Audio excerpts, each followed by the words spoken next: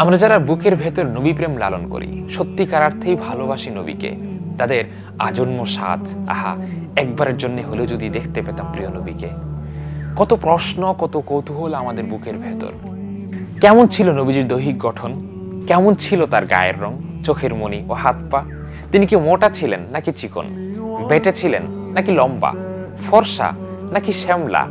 কতখানি সুন্দর ও ফিটেস্ট ছিলেন তিনি, কেমন ছিল তার চুল দাড়ি, পোশাক পরিচ্ছদ ও পাগড়ি লুঙ্গি, কোন ভঙ্গিমায় তিনি বসতেন, দাঁড়াতেন, ঘুমাতেন ও হাঁটতেন, তিনি কি দ্রুত হাঁটতেন নাকি ধীর পায়ে, কাত হয়ে ঘুমাতেন নাকি সোজা হয়ে, নাক ডাকতেন কি, দুনিয়ার শ্রেষ্ঠ মানুষটা কি খেতে পছন্দ করতেন, কিভাবে খেতেন, কতটুকু পরিমাণে খেতেন,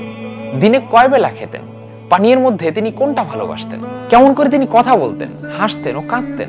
তিনি কি রাগ করতেন কিংবা রসিকতা, রেগে গেলে কি চিৎকার করতেন কিংবা খুশি হলে অট্টহাসি, তিনি কি ভীষণ রাগী ছিলেন নাকি কোমল।